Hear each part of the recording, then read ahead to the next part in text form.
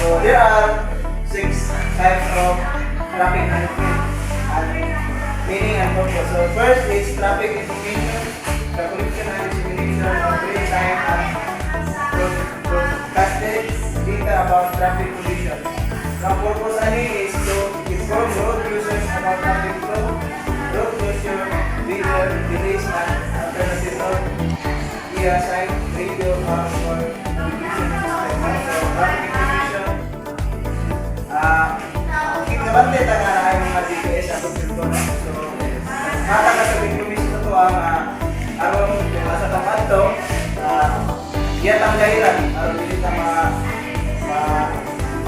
masaag sa iwang ito. And also, physical and traffic control, the regulation and coordination of traffic movements using physical or electronic system. Ang purpose niya is to ensure both and safety movement of vehicle and pedestrian using tools like traffic signal. No? Kung kabantay ta sa example na ito, ang may mga traffic signal sa kulihan, may mga signal na traffic signals na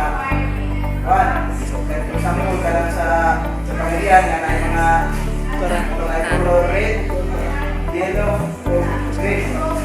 So, ang ikadwa is road sign and markings. So, depende na lang ng highway na may mga no U-turn o sa mga road sign na makita. So, ito kasi ang apply po din ang disseminate ng road sign.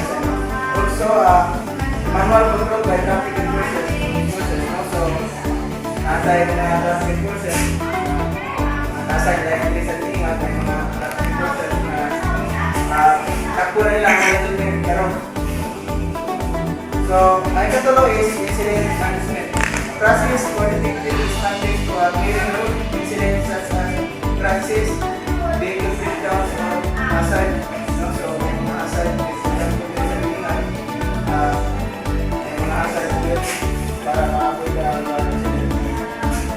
And the purpose is to minimize delays, ensure safety, and restore normal traffic flow as quickly as possible para minimize ang delays para atong flow sa atong traffic. Tuloy-tuloy din siya wala yung mga traffic na naitabo. So the third is economic management. Strategies aim at reducing or restricting traffic demand, especially during peak period. So when we talk about peak period, kanang kurang hinay itong dagat sa tuwang flow sa atong traffic. Muna siya ang purpose is to reduce congestion and pollution by encouraging like public transport, carpooling, walking, cycling, off-peak travel, road pricing, or toll system. So, usually sa mga public na mga transport, nakatagin siya o kiling dahil yung traffic, wala yung mga traffic management sa mga tuwang community. So, the next is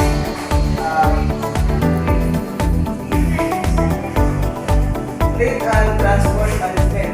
The coordinated control of commercial or public transport.